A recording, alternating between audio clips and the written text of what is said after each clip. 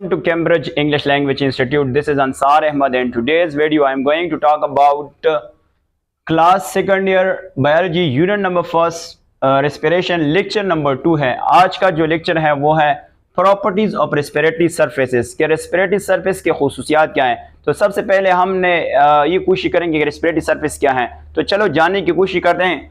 हमारे पास the area where gases exchange with the environment take place, वो area जहां पे गैसेस एक्सचेंज होता है. अब किस तरह कहाँ है देख लेते विद हेल्प ऑफ एग्जांपल. आपको पता है हमारे पास क्या होता है, हमारे पास होता है अल्वेलस. जिस तरह हम देखेंगे हमारे पास ब्रोंकी ब्रोंक्यूल्स और फाइनली हमारे पास क्या होता है, हमारे पास अल्वेलाई होता है. ये जो है ना इसको हम सिंगुलरी अल्वेलस कहते हैं. इसको हम क्या कहते हैं, सिंगुलरी अल्वेलस कहते हैं. अल्वेलस इसको कहते हैं अल्वेलस. और आपको पता है हमारे पास रेस्पिरेटरी सरफेस क्या है. आपको पता है ऑक्सीजन कहां से आता है, ऑक्सीजन बाहर से आता है, इंस्पायरेशन होता है, यहाँ पे O2 आ जाता है. और आपको पता है इसके इर्द गिर्द कौन सी चीज मौजूद होता है, इसके इर्द गिर्द हमारे पास मौजूद होता है that is simply we call that blood capillaries. और ये हमारे पास कैपिलरीज का मेम्ब्रेन होता है. अब देखो हमारे पास रेस्पिरेटरी सरफेस जो है ना वो कौन कौन से हैं. यहाँ पे अगर आपको नजर आ रहा है ना, ये हमारे पास एक रेस्पिरेटरी सरफेस है ये, और दूसरा हमारे पास रेस्पिरेटरी सरफेस ये जो कैपिलरीज का मेम्ब्रेन है ये हमारे पास क्या है, ये हमारे पास ब्लड कैपिलरी है, इसको कहते हैं ब्लड कैपिलरी. और ये जो मेम्ब्रेन है इन दोनों मेम्ब्रेन को हम क्या कहते हैं, रेस्पिरेटरी सरफेस कहते हैं, रेस्पिरेटरी सरफेसेस कहते हैं. क्योंकि यहाँ पे क्या होने वाला है, यहाँ पे गैसेस एक्सचेंज होता है. क्योंकि आपको पता है यहाँ पे कार्बन डाइऑक्साइड ज्यादा होता है, यहाँ पे कार्बन डाइऑक्साइड उधर जो है ऑक्सीजन आता है थ्रू प्रोसेस ऑफ इनहेलेशन. अब बात करेंगे कि ये जो सरफेसेस है इसकी प्रॉपर्टीज क्या होने चाहिए. तो आपके बुक में 5 प्रॉपर्टीज है, उसको थोड़ा सा पढ़ लेते हैं. सबसे पहला प्रॉपर्टीज ये है कि ये जो मेम्ब्रेन आपको नजर आता है ये परमिएबल होना चाहिए. और जब ये परमिएबल होता है तो इससे गैसेस जो है ना वो आसानी से मूवमेंट करता है. आपको पता है सबसे पहला यहाँ पे जो गैसेस का एक्सचेंज होता है वो कौन से प्रोसेस से होता है, वो है डिफ्यूजन. और ये डिफ्यूजन प्रोसेस, डिफ्यूजन बेसिकली क्या होता है, डिफ्यूजन से मुराद होता है कि the movement of substance from high concentration to lower. In case of अगर हम गैसेस की बात करें तो हम कहते हैं the movement of molecule from high concentration to lower. अब यहाँ पे बात करेंगे हमारे पास यहाँ पे ऑक्सीजन जो है ना वो ज्यादा होता है, तो ऑक्सीजन कहाँ पे आ जाएगा, ये ब्लड कैपिलरीज में आ जाता है. और यहाँ से कार्बन डाइऑक्साइड जो है ना ये ब्लड कैपिलरी से कहाँ पे आ जाएगा, लंग्स में आ जाता है, और ये जो है बाहर जो है ना एक्सपेल आउट किया जाता है.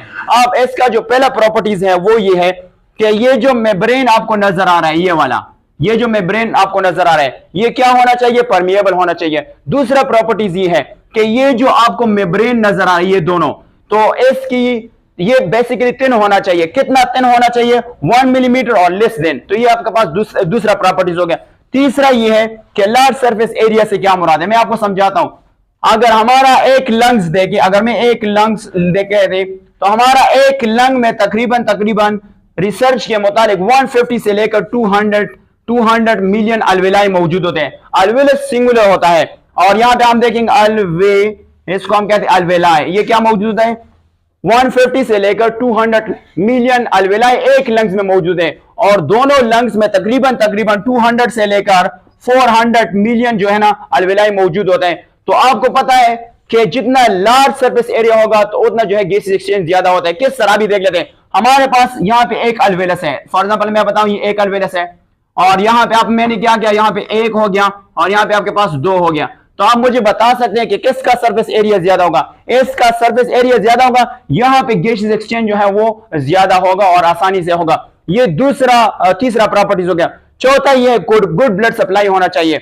हमारे पास ये जो आपको रेस्पिरेटरी सरफेस नजर आता है ये दोनों, इसको कौन सी चीज की सप्लाई होना चाहिए, ये आपके सामने लगे गुड ब्लड सप्लाई होना चाहिए.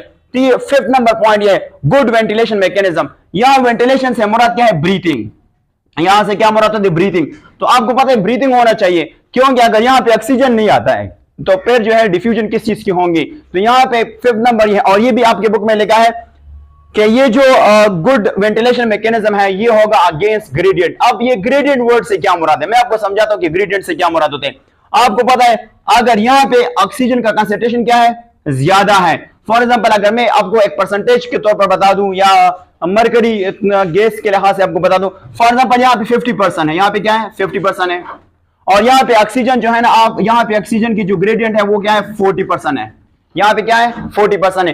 तो इन दोनों के दरमियान ये जो डिफरेंस है इसको हम कहते हैं ग्रेडियंट। तो यहाँ पे अगर ऑक्सीजन की कंसंट्रेशन ज्यादा है तो ये कहां पे मूव करेगा, ये ब्लड कैपिलरीज में मूव करेगा।